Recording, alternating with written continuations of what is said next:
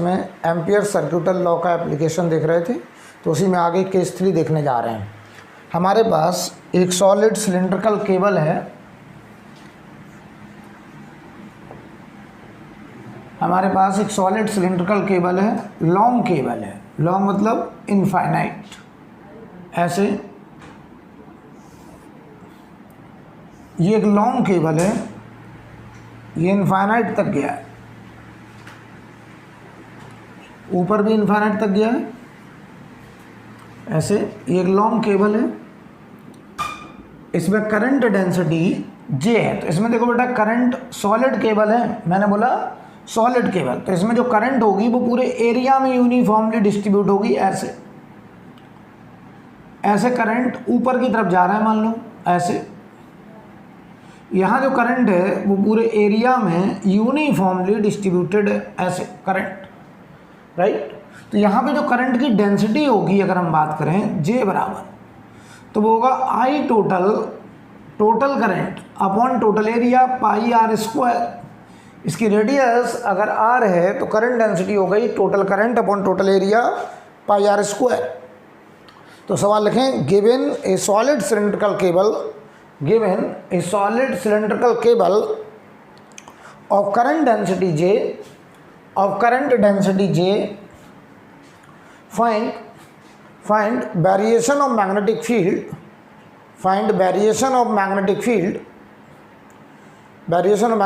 inside and outside to the cable, variation of magnetic field inside and outside to the cable।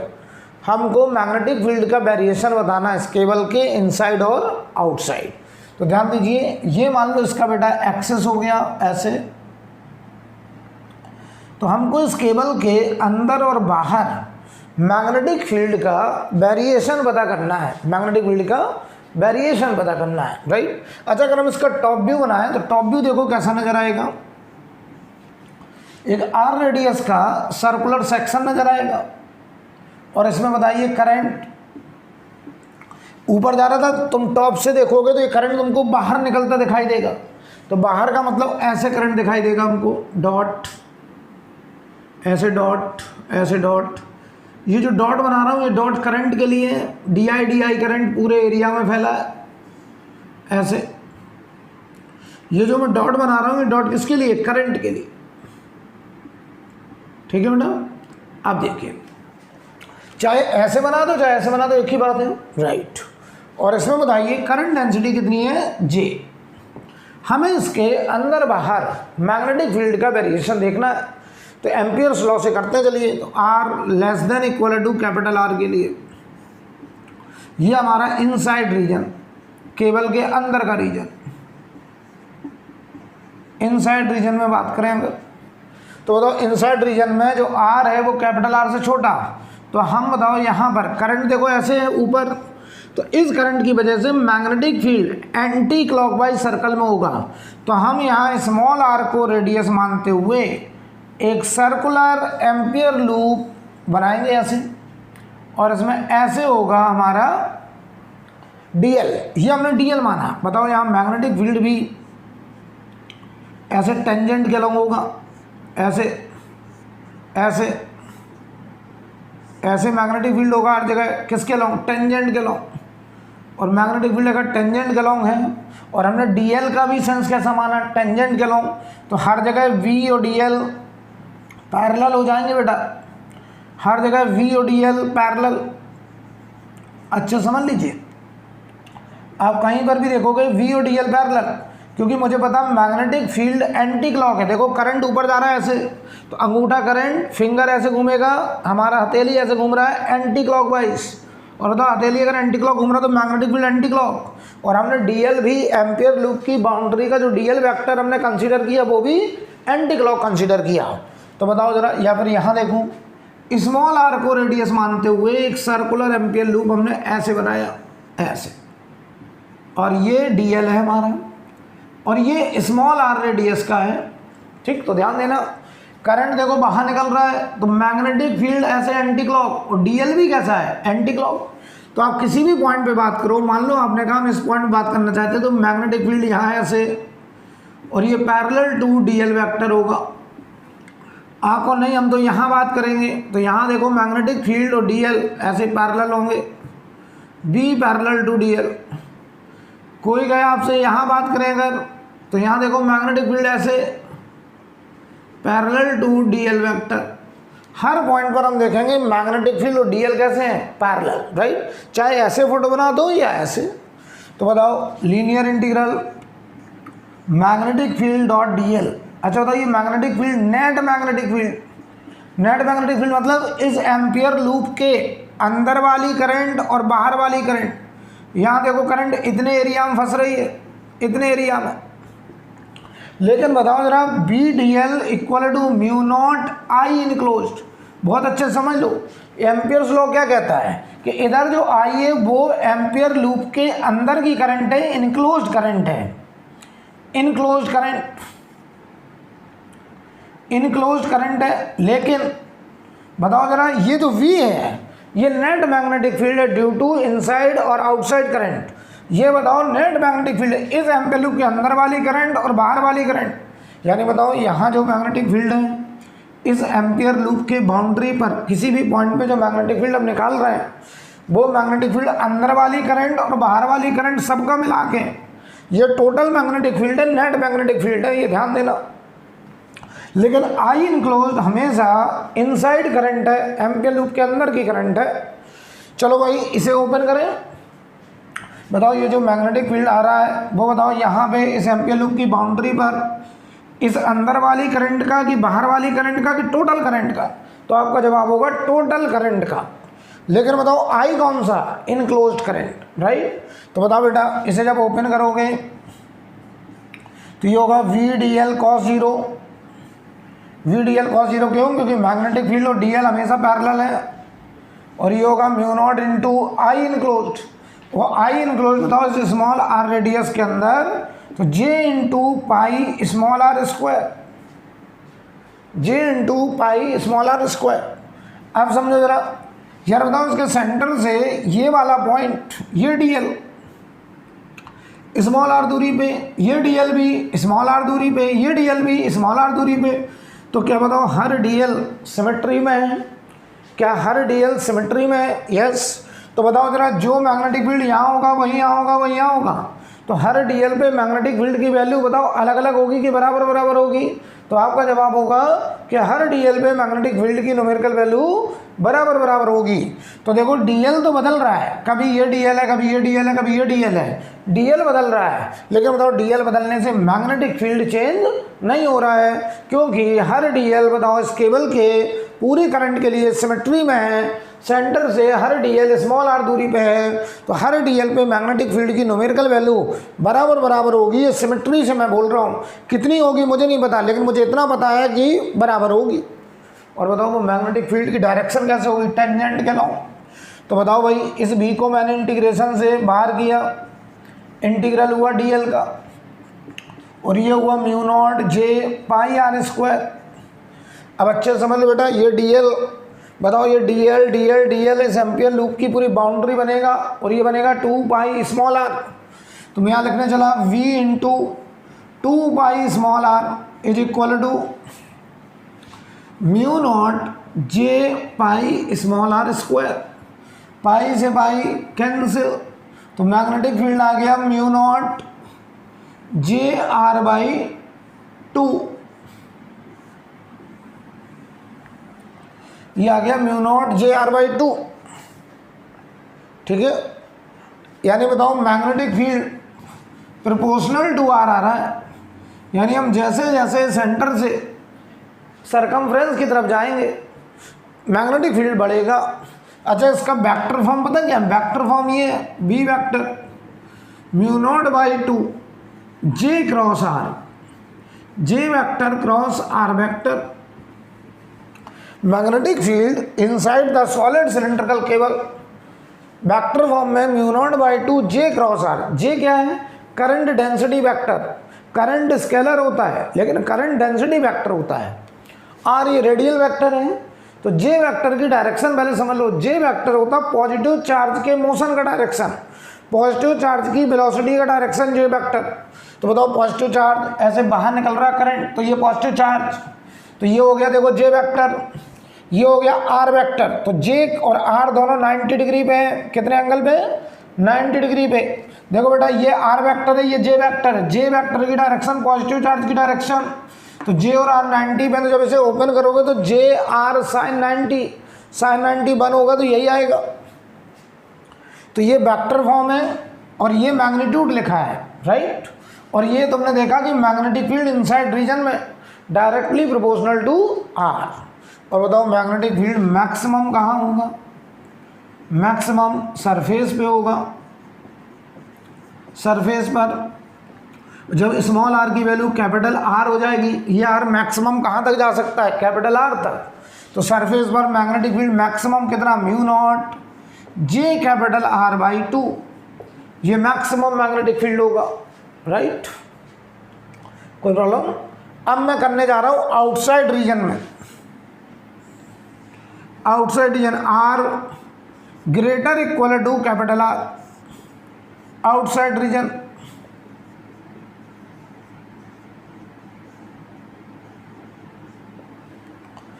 Outside region में मैं करने जा रहा हूं, तो ध्यान दीजिए भाई। आउटसाइड रीजन का मतलब है हमें यहां पे बात करनी है, यहां पर। अब ये हमने स्मॉल आर माना कैपिटल आर से बड़ा, और इस स्मॉल आर को रेडियस मानते हुए हमने एक सर्कुलर एम्पियर लूप ऐसे बनाया। तो देखो अब जो करंट इनक्लोज आएगी वो इस पूरे कैपिटल आर में आएगी। स्मॉल आर ये बड़ी वाली रेडियस है, इतने में पूरे में करंट फंस जाएगी ऐसे। तो अब बताओ इस एम्पियर लूप से जो इनक्लोज करंट होगी, क्या वो टोटल करंट होगी? यस, टोटल करंट होगी। और बताओ डीएल हमारा ऐसे एंटी क्लॉक, तो बताओ इस पूरे करंट के लिए यहाँ मैग्नेटिक फील्ड ऐसे टेंजेंट के लॉ, तो हर जगह मैग्नेटिक फील्ड और डीएल पैरेलल, ऐसे बी और डीएल पैरेलल हर जगह। डीएल बेटा एम्पियर लूप की बाउंड्री पर डिफरेंशियल लेंथ वेक्टर, और यहाँ मैग्नेटिक फील्ड ऐसे होगा और डीएल भी ऐसे ही होगा पैरेलल। अच्छा एक बात बस क्लियर कर दो कि इस पूरे करंट के लिए ये वाले पॉइंट, ये वाला पॉइंट एकदम सिमेट्री में है कि नहीं? या फिर सीधा बोले बताओ, ये आउटर पॉइंट है, इस केबल के बाहर किसी भी पॉइंट पर मैग्नेटिक फील्ड लिखने के लिए हमने आपको कल एक तरीका बताया था कि आउटर रीजन पे मैग्नेटिक फील्ड लिखना है। सॉलिड केबल है अगर, तो आप पूरी करंट को एक सिंगल वायर में मान लो। कहाँ पे मान लो? एक्सिस पे मान लो। तो आप चाहें तो इस पूरी करंट को एक सिंगल करंट मान लो। कहाँ पे? एक्सिस पे। तो इससे बताओ कितनी दूरी? स्मॉल आर दूरी पर हमें बताइए मैग्नेटिक फील्ड लिखना है। तो बताइए जरा, सिंपल है, मैं डायरेक्ट लिख दूँ। बताओ आउटर रीजन के लिए हम पूरी करंट को एक सिंगल वायर की करंट मान सकते हैं। कहाँ पर? एक्सिस पे। तो जरा बताओ तो मुझे, अगर हम पूरी करंट को यहाँ एक्सिस पे मान लें और इससे बताओ स्मॉल आर दूरी पर मैग्नेटिक फील्ड आउटर रीजन में, आउटसाइड रीजन में, वो आएगा mu naught upon 2 pi I total current upon small R. और बेटा ये जो टोटल करंट है इसकी वैल्यू होगी J into pi are square, यानी आउटर रीजन में magnetic field proportional to 1/r। और ये बात बताओ, जो आर है वो कैपिटल आर से बड़ा है, आउटर रीजन की बात हो रही है। और यहाँ पे हम चाहें तो आई टोटल करंट को जे इंटू पाई आर स्क्वायर भी लिख सकते हैं। ये बेटा हमने कैसे लिख दिया, क्लियर है? मैंने क्या सिखाया था? आउटर रीजन के लिए ऐसा लगता है जैसे पूरी करंट एक सिंगल वायर में है, और वो वायर कहाँ रखा है? एक्सिस पे रखा है। तो ये हमने बताओ डायरेक्ट लिख दिया। अब मैं बनाने जा रहा हूँ graph, magnetic field versus R graph. Magnetic field versus R graph due to solid cylindrical cable. तो सॉलिड सिलिंड्रिकल केबल की वजह से हम magnetic field versus R graph बनाने जा रहे हैं।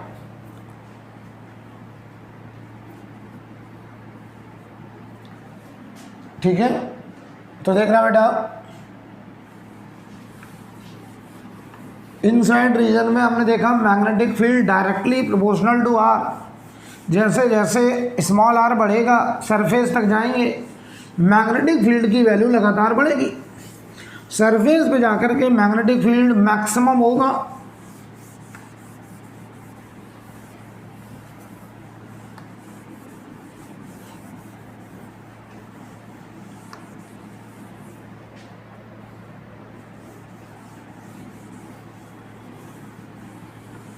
तो ध्यान से देखिए, अगर हम आपसे कहें magnetic field versus R graph बनाने जा रहा है, तो यहाँ मैग्नेटिक फील्ड, यहाँ आर, तो बताओ सेंटर पर स्मॉल आर की वैल्यू 0 होगी। यहाँ देखो, ये हमारा वेरिएशन कब का था, आर लेस देन आर। अगर हम सेंटर की बात करें तो स्मॉल आर 0, तो मैग्नेटिक फील्ड सेंटर पे क्या आएगा, 0। तो बताओ इस ग्राफ की शुरुआत 0 से होगी, सेंटर पे मैग्नेटिक फील्ड 0। सेंटर से हम सरफेस की तरफ जाते हैं, मैग्नेटिक फील्ड लीनियरली बढ़ता है। ये कैपिटल आर और ये मैग्नेटिक फील्ड मैक्सिमम, जो कि सरफेस का मैग्नेटिक फील्ड है, mu not J capital R by 2। ये एंगल अगर थीटा मान लें तो ये देखो proportional to small r, tan theta की value mu not J by 2। इसके बाद बताओ ये आउटर रीजन में variation proportional to 1/r, outer region में वेरिएशन प्रोपोर्शनल टू 1/r। याद करो इलेक्ट्रोस्टैट में गॉस लॉ से हमने uniformly charge solid non conductor के अंदर बाहर इलेक्ट्रिक फील्ड का वेरिएशन देखा था। तो अंदर इलेक्ट्रिक फील्ड लीनियरली बढ़ता था, सरफेस पे जाके मैक्सिमम होता था, और बाहर के लिए ऐसा लगता था जैसे पूरा चार्ज उसके सेंटर पे रखा है। वैसे यहाँ पे आउटर रीजन के लिए ऐसा लगता है जैसे पूरी करंट एक्सिस पे एक वायर में करंट है। राइट, नोट करो बेटा।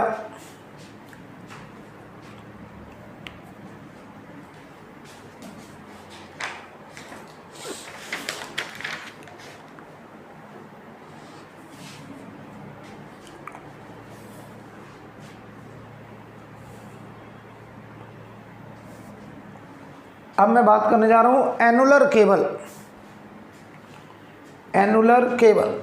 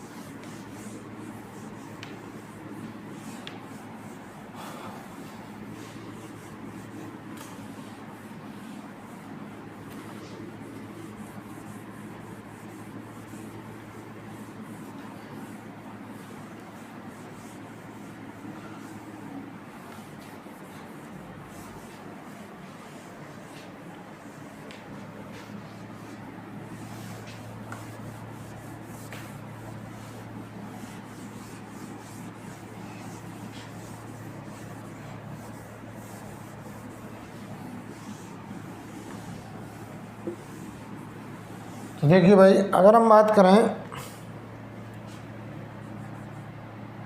लॉन्ग एनुलर केबल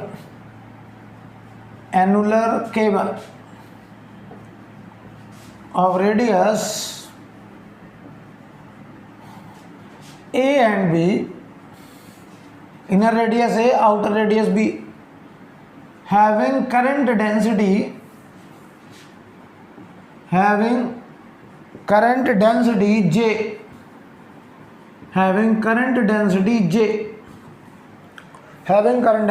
J, हमें इस केबल के अंदर बाहर मैग्नेटिक फील्ड का वेरिएशन दिखाना है। बहुत अच्छे समझ लीजिए, फंक्शन बनाना है, ग्राफ भी बनाना है। ठीक है, तो पहले तो हम जरा एनुलर केबल समझें क्या होता है। एनुलर केबल में क्या होता है, इनर रेडियस ए है, तो ए रेडियस तक हॉलो है ऐसे, ये मान लो ए रेडियस, और ये है बी रेडियस ऐसे।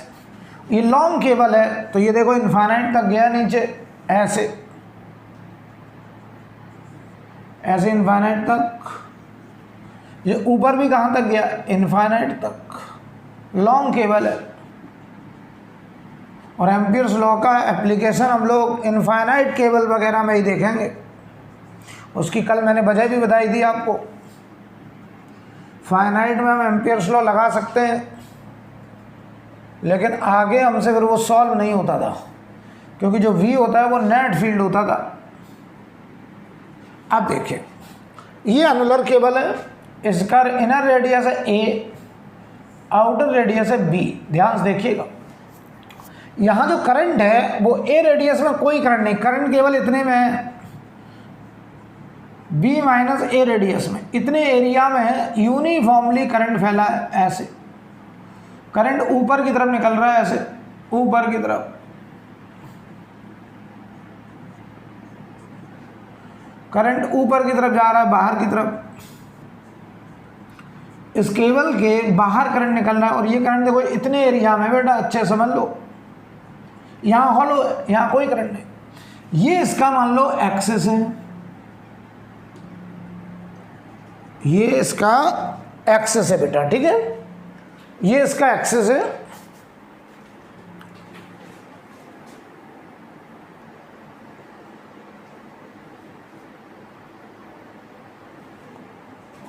तो देखो बेटा, ये हमारे पास एक एनुलर केबल है, ये देखो इनफाइनाइट तक गया एक्सिस, ठीक है। अगर हम इसका टॉप व्यू बना, अच्छा तो करंट डेंसिटी कितनी होगी, J बराबर,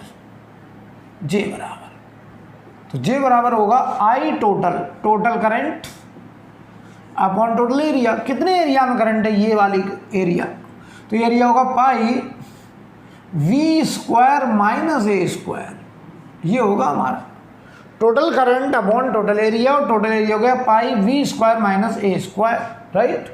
ये हमारा होगा करंट डेंसिटी। तो ये current density area current density है, कौन सा, एरिया। करंट एरिया में फैला है, कितने एरिया में फैला है, ये एरिया है, राइट। अब देखो बेटा, हमें इसके अंदर बाहर मैग्नेटिक फील्ड निकालने को कहा गया है, ठीक। तो देखो भाई, चाहो तो हम इसका टॉप व्यू बनाएं या ना बनाएं, चलो बना दे रहे टॉप व्यू। कैसा देखने को मिलेगा, A रेडियस तक हॉलो ऐसे, A रेडियस तक हॉलो,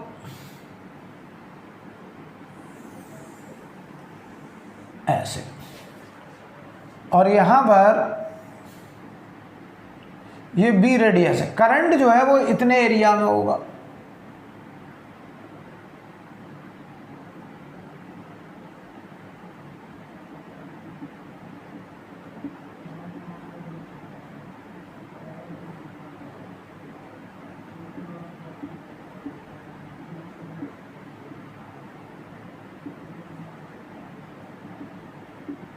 ऐसे करंट होगा, करंट इतने एरिया में होगा, ठीक। चलो सबसे पहला काम हम बात कर रहे हैं R less than equal to A तक, R less than equal to A।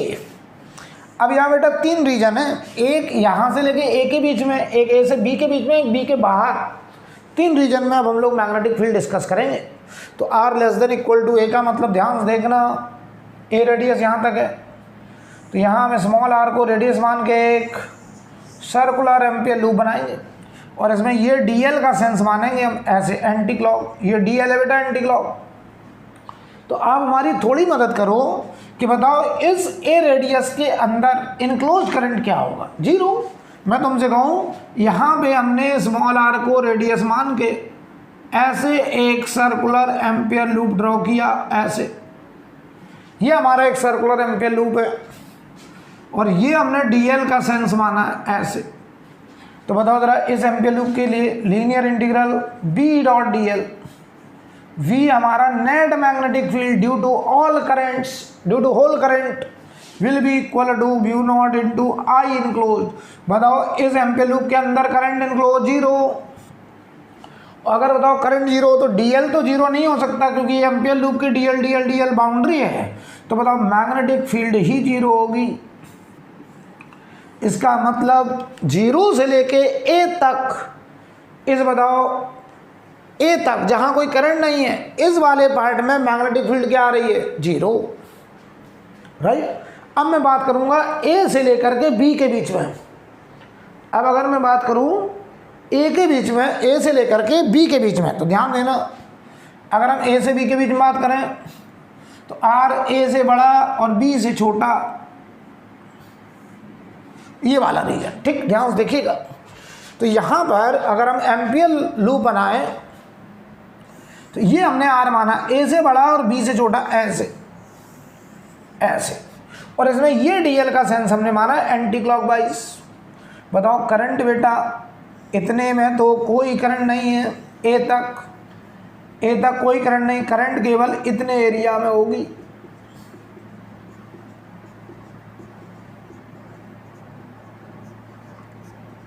Current केवल इतने एरिया में होगी,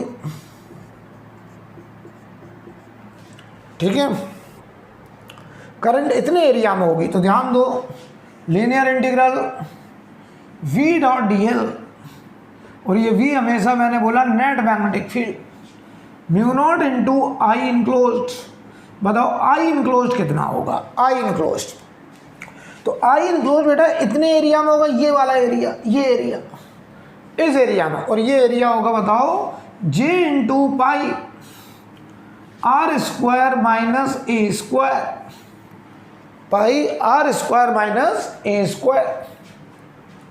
क्लियर? अब बताओ जरा, ये डीएल है तो यहाँ मैग्नेटिक फील्ड भी ऐसे होगा, टेंजेंट के लो, ऐसे मैग्नेटिक फील्ड। बताओ हर जगह मैग्नेटिक फील्ड और डीएल कैसे होंगे, पैरेलल। तो बताओ जरा, इतना आप समझदार हो गए, हर जगह बी और डीएल पैरेलल, तो इसे ओपन करेंगे बी डीएल cos 0 से, फिर बी को इंटीग्रेशन से बाहर करेंगे तो बी को सीधा बाहर किया, इंटीग्रल बचा केवल डीएल का, एक स्टेप मैंने गायब किया, पहले वी डीएल cos 0, प्रैक्टिस में आ गया होगा, और ये बना mu not J pi are square minus A square. बताओ डीएल डीएल इंटीग्रेट होकर के क्लोज लूप के लिए उस एम्पियर लूप की बाउंड्री बनेगा, तो इस एम्पियर लूप की बाउंड्री होगी बेटा 2 पाई स्मॉल आर, तो ये बनेगा 2 पाई स्मॉल आर, और ये हुआ mu not J pi are square minus A square, pi से पाई कैंसिल, तो मैग्नेटिक फील्ड आ गया mu not J r square minus A square upon 2r। देख लो भाई, ये आ रहा मैग्नेटिक फील्ड, चाहो तो हम इसको ऐसे लिखते हैं mu not J by 2, R से डिवाइड कर दो, आर से डिवाइड करो तो ये हुआ R minus A square by R, ये आ रहा है मैग्नेटिक फील्ड, ठीक है, कोई प्रॉब्लम? अब देखना बेटा, लेकिन ये फंक्शन कब से कब तक वैलिड है, ए से लेकर के बी तक वैलिड है, ए से लेकर के बी तक वैलिड है। अब देखना तीसरा रीजन, तीसरे रीजन के लिए हम यही लिख दे रहे हैं R greater than equal to B, एकदम बाहर। बताओ एकदम बाहर, सबसे बाहर यहाँ कहीं भी मैग्नेटिक फील्ड। बताओ जरा, सबसे बाहर के लिए अब ये भी सीखा है कि पूरे केबल के करंट को हम एक सिंगल वायर में मान लें, कहाँ, एक्सिस पे। तो बताओ अगर हमारा आर, हमको यहाँ मैग्नेटिक फील्ड निकालना है इस पॉइंट पर, तो बताओ ये पॉइंट सबसे बाहर है कि नहीं, और इस पॉइंट पर बताओ बेटा मैग्नेटिक फील्ड में डायरेक्ट लिख सकता हूँ एकदम आउटर रीजन में mu naught upon 2 pi I total current upon small R, I total by small R. और बताओ हम बोल सकते हैं आउटर रीजन में magnetic field proportional to 1 by R. तो ये बताओ मैग्नेटिक फील्ड का वेरिएशन, यानी 0 से लेके ए तक कोई मैग्नेटिक फील्ड नहीं, ए से लेके बी तक मैग्नेटिक फील्ड का ये फंक्शन, और बताइए आउटर रीजन में बी के बाहर मैग्नेटिक फील्ड का ये फंक्शन, राइट। अच्छा बताओ यहाँ पर ये फंक्शन कहाँ से कहाँ तक वैलिड है, ए से लेके बी तक, ठीक है। तो अगर हम इसमें बी रख देंगे तो मैग्नेटिक फील्ड इस पॉइंट पे आ जाएगा सरफेस पर, ए रख दें तो यहाँ आ जाएगा, राइट। तो अभी करते हैं। तो अब मैं बनाने जा रहा हूँ ग्राफ बनाने जा रहा हूँ, उसके लिए नोट करिए इतना, फिर मैं इसके लिए ग्राफ बनाने जा रहा हूँ।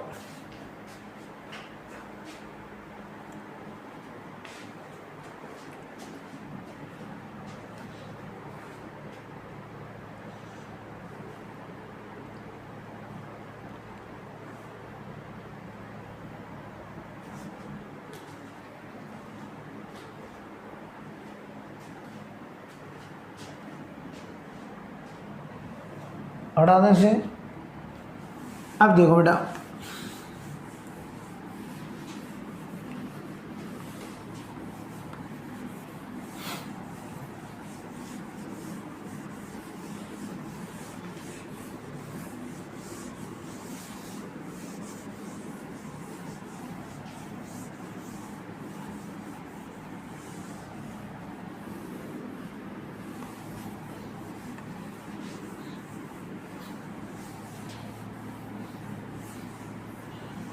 इसके लिए मैं ग्राफ बनाने जा रहा हूँ, ध्यान से देखना। वाई एक्सिस पर मैग्नेटिक फील्ड, एक्स एक्सिस पे रेडियल डिस्टेंस। बताओ चलो, 0 से लेके ए तक मैग्नेटिक फील्ड 0 थी, तो ये ग्राफ देखो एक्स एक्सिस पे ही होगा, ए तक मैग्नेटिक फील्ड 0। अब आओ ए से लेके बी तक,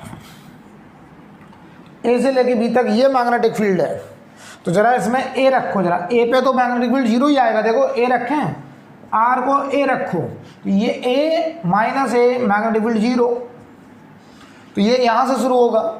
और अगर हम आर को बी रखें, आर को भी रख दें, तो मैग्नेटिक फील्ड की value mu not J by two B minus A square by B, ये आएगा। हमने आर की जगह बी रख दिया।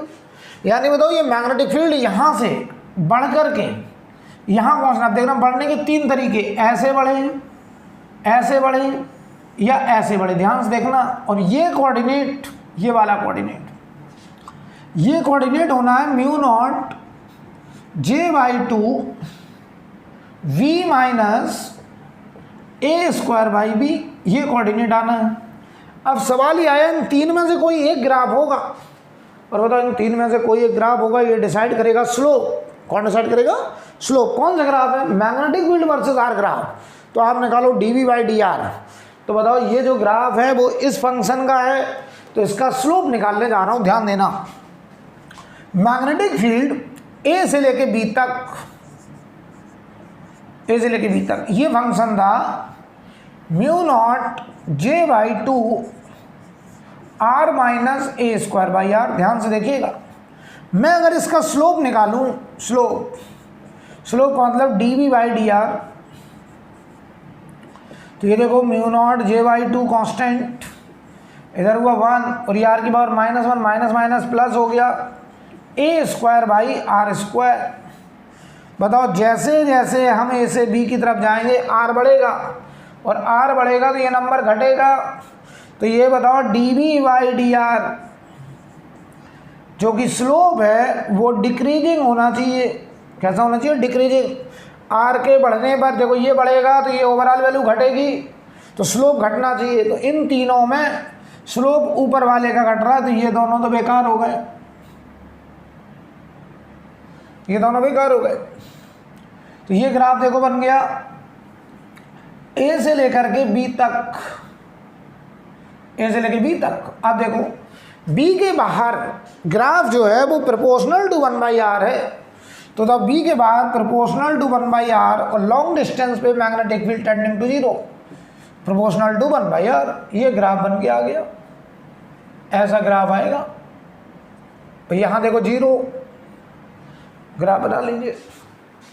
तो ऑब्जेक्टिव में वो हमसे स्टैंडर्ड ही ग्राफ ही पूछ लेते हैं सवाल में। एनुलर केबल दे देंगे और 4 ऑप्शन दे देंगे कौन सा ग्राफ होगा मैग्नेटिक फील्ड का वेरिएशन। नोट करो बेटा।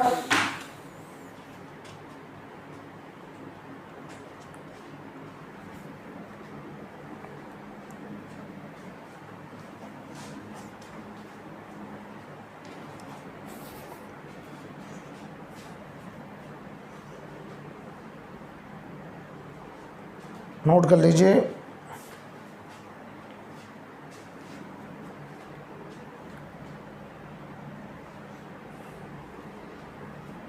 हेडिंग डालेंगे केस ऑफ कैविटी। अब हम लोग एक सॉलिड केबल में से, सॉलिड सिलिंड्रिकल केबल में से एक कैविटी कट करने जा रहे हैं।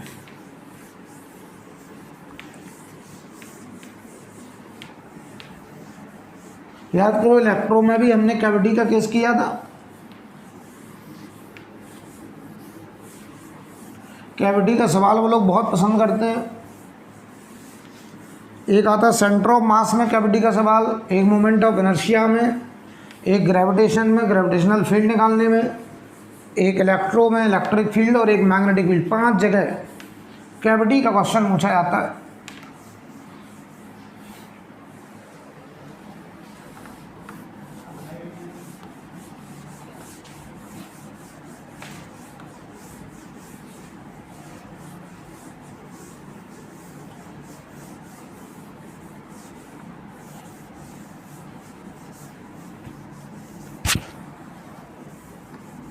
तो ध्यान दीजिए भाई, सवाल क्या है, कॉन्सेप्ट क्या है पहले देख लो। Case of cavity, case of cavity, ठीक है। हमारा जो ओरिजिनल क्वेश्चन है वो ये है कि हमने एक सिलिंड्रिकल केबल, हम टॉप व्यू दिखा रहे हैं, कैसा टॉप व्यू, मैं लिख दे रहा हूँ साफ साफ, टॉप व्यू दिखा रहा हूँ मैं। हमने इसका ये सेंटर है C1, हमने इस सॉलिड केबल में से एक सॉलिड केबल यहाँ से काट लिया, इसका सेंटर ये C2 है। अब जो करंट है वो केवल इतने में है, ये जो क्रॉस बना रहा हूँ ये करंट के लिए, यानी करंट बताओ, टॉप व्यू देख रहा हूँ तो करंट अंदर जाता दिख रहा है, ये लॉन्ग केबल है, लॉन्ग केबल, और इसका टॉप व्यू देख रहा हूँ, करंट इनसाइड जा रहा है, करंट डेंसिटी J, ऐसे करंट है अंदर की तरफ जा रहा है। अगर डॉट बना देते तो करंट बाहर निकल रहा होता, यहाँ करंट अंदर जा रहा है ऐसे ऐसे, ठीक है। मैं लिख भी दे रहा हूँ, long cylindrical cable, cable of density J, current density J current density, और करंट डेंसिटी अंदर की तरफ है करंट ऐसे, ठीक है। हमें क्या क्या गिवन है बहुत अच्छे समझ लो। एक तो करंट डेंसिटी J पता है, एक C1 से C2 के बीच का गैप, ये गैप, ये गैप हमको पता है, जैसे हम लोग बोल रहे हैं D वेक्टर, केवल ये पता हमको C1 C2 वेक्टर। हमको क्या क्या गिवन है मैं साफ साफ लिख दे रहा हूँ। एक तो current density J and J vector given है, एंड C1 से C2 के बीच का गैप D वेक्टर, ये हमको गिवन है, C1 से C2 की दूरी D, इसके अलावा कुछ नहीं पता हमको, राइट। अब देखो हमसे कह रहे हैं फाइंड, लेकिन find magnetic field inside the cavity, find magnetic field inside the cavity, find magnetic field inside the cavity. तो ध्यान से देखो, हमने मान लो मन बनाया कि हमें इस पॉइंट पर मैग्नेटिक फील्ड निकालना है। ये कौन सा पॉइंट है, मान लो P पॉइंट है। हमने मान लो मन बना लिया कि यहाँ कोई पॉइंट हमने P ले लिया, इस पॉइंट पर कैविटी के अंदर P पॉइंट पर हमको मैग्नेटिक फील्ड निकालना है, ठीक है। तो याद करो, अच्छा देखो, इस P पॉइंट की C1 से दूरी हमें दी नहीं गई, हमें केवल ये दिया गया, हम मान ले रहे हैं। हमने मान लिया C1 से अगर हम P को ज्वाइन करें तो ये वेक्टर हमने नाम दे दिया R1 वेक्टर, C2 से अगर हम P को ज्वाइन करें इसे हमने नाम दे दिया R2 वेक्टर। तो बताओ ट्रायंगल ऑफ वेक्टर एडिशन क्या कहता है, D प्लस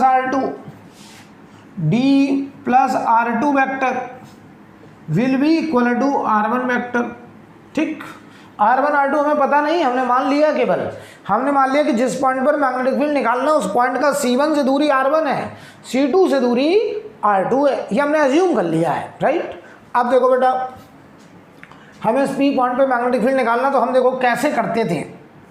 मैंने आपको ये सिखाया था कि अगर ये रिजल्ट निकालना है तो पहले मान लो कोई कैविटी नहीं है। हमने आपको इलेक्ट्रो में भी सिखाया था, तो पहले एज्यूम कर लो कि देयर इज नो कैविटी। अगर बताओ कोई कैविटी ना होता, यानी पूरे में करंट होता, ध्यान से देखना, पूरे में करंट है, इनवर्ट अंदर की तरफ जा रहा करंट ऐसे, बहुत बढ़िया समझिएगा। ये C1 सेंटर है, करंट अंदर जा रहा है ऐसे, टॉप व्यू देख रहा हूं मैं। तो बताओ यहाँ से वो P पॉइंट R1 दूरी पे है, इस पॉइंट P पर मैं मैग्नेटिक फील्ड निकालना चाह रहा हूँ, करंट डेंसिटी J। तो बताओ इस पूरे करंट की वजह से इस पॉइंट P पर मैग्नेटिक फील्ड, तो बताओ ये P पॉइंट क्या सॉलिड केबल के अंदर है, यस।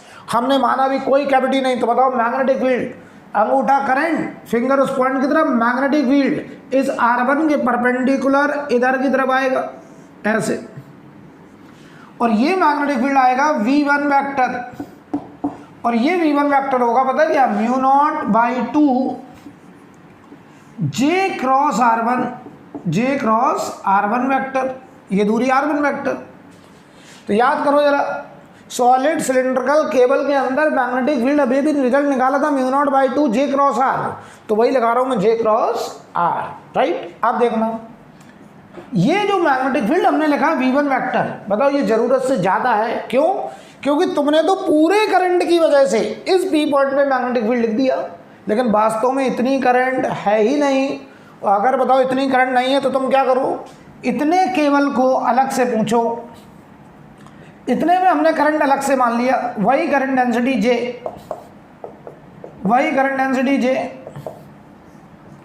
ध्यान से देखना, बताओ इसके सेंटर से वो P पॉइंट कितनी दूरी पे है, R2 दूरी पे। तो ध्यान से देखना, हमने इस पॉइंट P पर R2 दूरी पर इतनी करंट की वजह से मैग्नेटिक फील्ड यहाँ अलग से निकाला। देखो बेटा, ये जो मैग्नेटिक फील्ड लिखा है वो इस करंट और ये वाली जो करंट जो कि है नहीं, उसका भी इसमें कंट्रीब्यूशन है। तो हम क्या करने जा रहे हैं, इतने केबल से अलग से पूछ ले रहे हैं कि तुम्हारा इस पॉइंट पर मैग्नेटिक फील्ड में क्या कंट्रीब्यूशन है, उस कंट्रीब्यूशन को माइनस कर देंगे तो बची हुई करंट का मैग्नेटिक फील्ड मिल जाएगा। तो चलो भाई, इसका बताओ कंट्रीब्यूशन, अंगूठा करंट, फिंगर पॉइंट, हथेली, ऐसे आएगा V2। और बताइए परपेंडिकुलर कितना होगा V2, μ0/2 J क्रॉस R2। बोलो भाई। और अब हम क्या करेंगे कि ये वाली मैग्नेटिक फील्ड ज़्यादा है और इतनी हमको माइनस करनी है। तो बताओ VP नेट, P पॉइंट पर नेट मैग्नेटिक फील्ड वो हो जाएगा V1 vector minus V2 vector.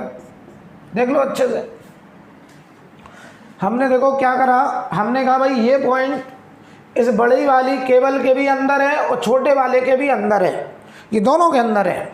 तो हमने क्या किया, उस पॉइंट पर पहले पूरे करंट की वजह से मैग्नेटिक फील्ड निकाल लिया और फिर हमने किया कि जो करंट है ही नहीं, हमने उससे कहा कि तुम्हारा यहाँ पे कंट्रीब्यूशन कितना होता।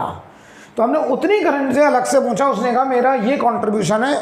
तो बताओ इस मैग्नेटिक फील्ड में से हम उसको माइनस कर दें तो क्या बची हुई करंट का मैग्नेटिक फील्ड मिल जाएगा। तो चलिए करने जा रहे हैं। तो V1 की वैल्यू बताओ कितनी है, μ0/2 J cross R1 minus R2। तो ये देखो BP net magnetic field inside the cavity, ये आ रहा बेटा μ0/2 J cross R1 minus R2 की वैल्यू देखो यहां से, R1 माइनस R2 ये बनेगा D vector, R1 minus R2 D vector. तो J क्रॉस D। अब अच्छे समझो, J कांस्टेंट है करंट डेंसिटी, D भी कांस्टेंट है। D क्यों कांस्टेंट, C1 से C2 की दूरी, D कांस्टेंट। अच्छा इनके बीच का एंगल बताओ J और D। J की डायरेक्शन, करंट डेंसिटी की डायरेक्शन, पॉजिटिव चार्ज की मोशन अंदर की तरफ, और D वेक्टर है प्लेन में, कितना एंगल 90 डिग्री। तो अगर हम इसका मैग्नीट्यूड बात करें, इस P पॉइंट पर नेट मैग्नेटिक फील्ड का मैग्नीट्यूड बात करें तो ये आएगा बेटा μ0/2 JD sin 90। बढ़िया समझ लो sin 90 कैसे हो गया, J जो होता है करंट डेंसिटी, उसकी डायरेक्शन होता है पॉजिटिव चार्ज के मोशन की डायरेक्शन। पॉजिटिव चार्ज ऐसे निकल रहा है बाहर की तरफ, करंट है, सॉरी करंट अंदर की तरफ, तो पॉजिटिव चार्ज अंदर की तरफ जा रहा है और D वेक्टर ये है। तो बताओ ये कितने एंगल पे है, 90 डिग्री। तो बताओ बेटा ये आ गया इस P पॉइंट पर नेट मैग्नेटिक फील्ड μ0/2 JD, ये आ गया μ0/2 JD। बताओ जरा J कांस्टेंट D कांस्टेंट, तो ये बताओ बेटा कांस्टेंट आ गया, ठीक है। अगर डायरेक्शन की भी बात करें तो पता किधर होगा, अंगूठा करंट, फिंगर उस पॉइंट की तरफ, नेट मैग्नेटिक फील्ड इधर की तरफ आएगा, ऐसे इधर आएगा परपेंडिकुलर टू दिस D। ये होगा हमारा net magnetic field B net. ये देखो J के भी परपेंडिकुलर होगा, D के भी परपेंडिकुलर, इन दोनों का क्रॉस प्रोडक्ट। तो ये D है, D के परपेंडिकुलर और J के परपेंडिकुलर, ऐसे आएगा नेट मैग्नेटिक फील्ड। क्लियर। और ये बताओ कांस्टेंट आ रहा है, तो आप यहाँ नोट लगा के एक लाइन लिख लें, नोट लगा के एक लाइन लिख लीजिए,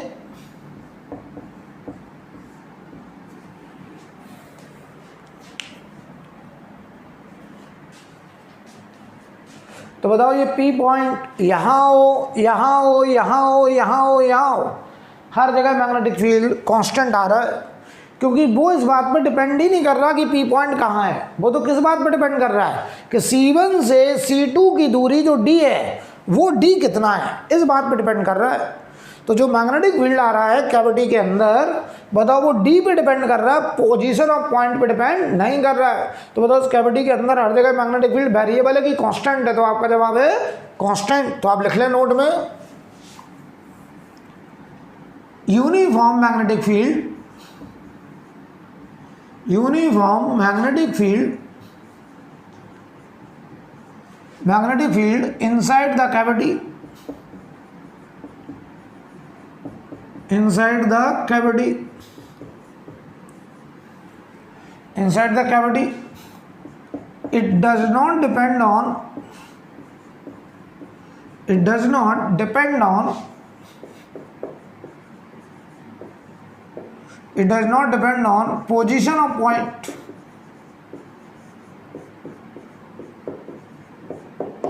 it does not depend on position of point। और ये बताओ पॉइंट की पोजीशन पे डिपेंड नहीं करेगा, ये अच्छे समझ लीजिए, आप नोट कर लीजिए।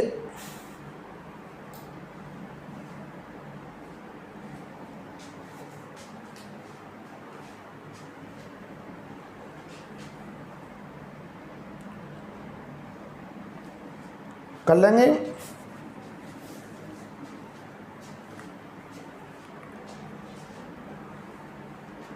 एक सवाल करते हैं और देखिए भाई,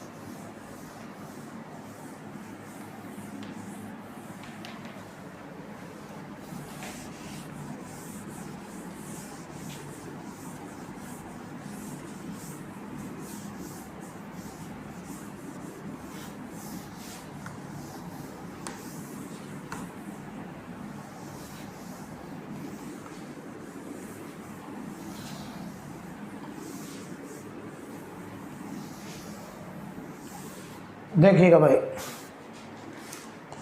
अब अगर हम आपसे कहें कि मान लीजिए हमारे पास ये एक सॉलिड सिलिंड्रिकल केबल था, इसकी रेडियस मान लो r है, और हमने यहां पर एक r को डायमीटर मानते हुए एक ऐसे केबल काट लिया, ऐसे काट लिया, ऐसे काट लिया,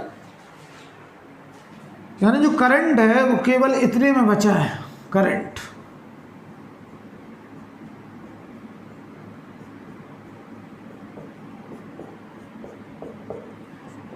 करंट इतने में है,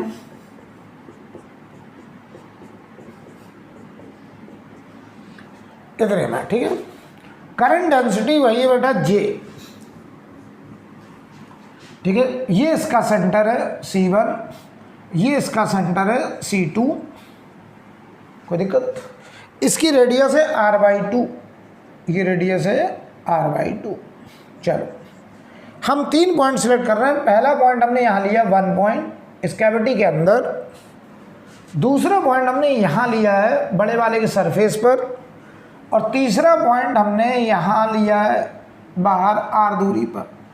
ये 3 पॉइंट हमने लिए हैं। हमको इन तीनों पॉइंट पर मैग्नेटिक फील्ड निकालने को कहा गया है, राइट। तो सवाल लिखें, find magnetic field at points 1, 2 and 3। Find magnetic field at points 1, 2 and 3। आपको 1 पॉइंट, 2 पॉइंट, 3 पॉइंट पर मैग्नेटिक फील्ड लिखना है। तो ध्यान देना, सबसे पहले 1 पॉइंट पे लिखते हैं। चलो 1 पॉइंट पर मैग्नेटिक फील्ड बताओ। तो बेटा बताओ जो 1 पॉइंट है, बताओ ये बड़े वाले के अंदर, छोटे वाले के भी अंदर, तो ये तो वही सवाल हो गया कैविटी के अंदर। और कैविटी के अंदर मैग्नेटिक फील्ड बताओ इस 1 पॉइंट की पोजीशन पे डिपेंड नहीं करता, वो केवल डिपेंड करेगा इस बीच की दूरी पर। ये r/2 रेडियस होगा, बीच की दूरी C1 से C2 के बीच की दूरी पर, राइट। तो बताओ इसका रिजल्ट बहुत अच्छे से समझ लो। ये 1 पॉइंट बताओ बड़े वाले के अंदर और इस छोटे वाले के भी अंदर, यानी ये पॉइंट कैविटी के अंदर है। और कैविटी के अंदर बताओ मैग्नेटिक फील्ड उस पॉइंट की पोजीशन पर डिपेंड नहीं करता है, वो केवल डिपेंड करता C1 से C2 के बीच की दूरी पर। क्लियर। तो कितना आएगा रिजल्ट, μ0/2 J इंटू डी, और डी बताओ r/2, C1 से C2 के बीच की दूरी। डायरेक्शन देख लो, डायरेक्शन अंगूठा करंट अंदर, फिंगर उस पॉइंट की तरफ, तो हथेली प्लेन में ऊपर की तरफ, यानी इस पॉइंट पर जो मैग्नेटिक फील्ड होगा वो वही होगा जो यहाँ होगा, यहाँ होगा, यहाँ होगा, हर पॉइंट पर, और वो होगा प्लेन में अपवर्ड, ऐसे। अच्छा समझ लीजिए, अंगूठा करंट अंदर, फिंगर उस पॉइंट की तरफ, हथेली बोर्ड के प्लेन में ऊपर की तरफ, अप। तो डायरेक्शन देखो ये आ गई अपवर्ड, तो μ0 J/4 ये आ गई मैग्नेटिक फील्ड अप। अच्छा तो ये मैग्नेटिक फील्ड 1 पॉइंट पर, यही मैग्नेटिक फील्ड सेंटर 2 पर, और यही magnetic field inside the cavity her point पर बराबर बराबर होगी। क्लियर। इस कैविटी के अंदर हम कोई और भी पॉइंट ले लेते तो यही मैग्नेटिक फील्ड आता, और डायरेक्शन किधर होता, प्लेन में अप। ऐसे आ रही मैग्नेटिक फील्ड की डायरेक्शन। अब आओ जरा 2 पॉइंट पे निकालते हैं, चलो 2 पॉइंट पर। 2 पॉइंट देखो बेटा कहाँ है, 2 पॉइंट यहाँ है, यहाँ पर। तो बताओ 2 पॉइंट पर मैग्नेटिक फील्ड के लिए थोड़ा समझो, ये 2 पॉइंट बताओ ये बड़े वाले के सरफेस पर हैं, तो बताओ सरफेस पर magnetic field μ0/2 J/r, r capital R। Direction देखो अंगूठा करंट, फिंगर उस पॉइंट की तरफ, मैग्नेटिक फील्ड नीचे की तरफ। लेकिन बताओ ये मैग्नेटिक फील्ड तुमने पूरे की वजह से यहाँ लिख दिया, अब इतने की वजह से मैग्नेटिक फील्ड यहाँ निकालो और उसको माइनस करो, तो माइनस। अब देखो इतने में करंट अज्यूम कर लो, अंदर की तरफ करंट अज्यूम कर लो, 2 पॉइंट पर मैग्नेटिक फील्ड नीचे आएगा तो माइनस करेंगे। बहुत अच्छे समझ लो, ये जो मैग्नेटिक फील्ड लिखा है वो हमने पूरे की वजह से लिख लिया, यहाँ पे भी करंट मान लिया। तो लेकिन ये तो ज़्यादा है ना यार, क्योंकि यहाँ करंट ही नहीं है, तो हमने इतने करंट से कहा कि इस पॉइंट पर मैग्नेटिक फील्ड में तुम्हारा क्या रोल है, उस रोल को माइनस करते हैं। तो करंट अंदर थी, फिंगर पॉइंट की तरफ, मैग्नेटिक फील्ड नीचे। लेकिन बताओ इतने करंट के लिए ये पॉइंट बाहर का पॉइंट है, केवल देखो इतनी है, ये पॉइंट बाहर का पॉइंट है, और आउटर रीजन में मैग्नेटिक फील्ड होता है μ0/2 पाई I टोटल। तो इतनी current, total current J into पाई r/2 का square upon small r centre से दूरी होती है, और ये है 3r/2, और डायरेक्शन बताओ नीचे की तरफ। तो सब्ट्रैक्ट करो इसको, जल्दी से सब्ट्रैक्ट करिए और मुझे बताइए कितना रिजल्ट आ रहा है आपका। तो ये देखो μ0 J/2 माइनस ये आ रहा होगा आपका μ0 J/12।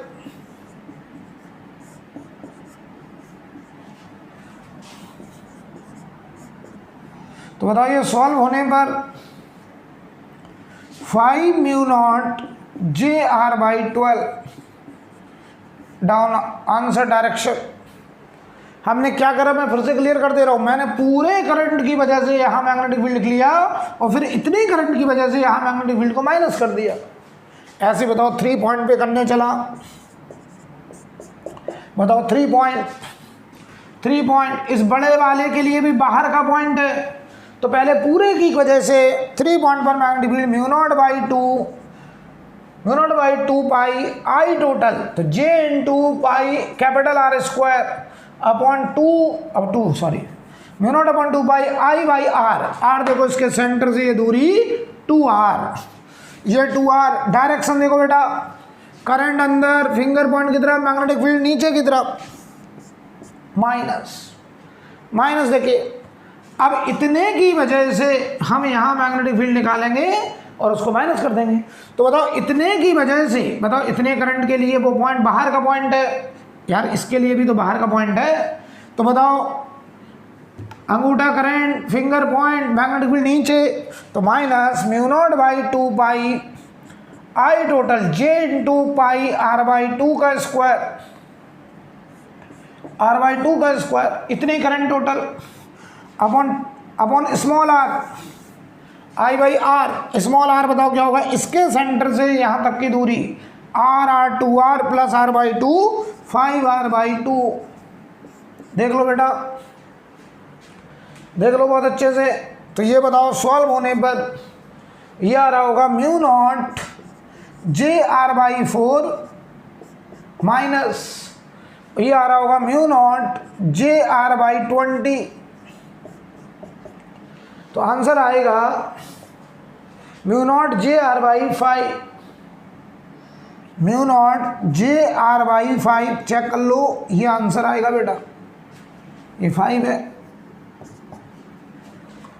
तो तरीका देखो क्या, किसी भी पॉइंट पर मैग्नेटिक फील्ड निकालना है तो पहले हम पूरे की वजह से निकाल लें और फिर जो कैविटी है उतने की वजह से अलग से निकाल के माइनस कर दें, आंसर आ जाएगा। नोट कर लीजिए।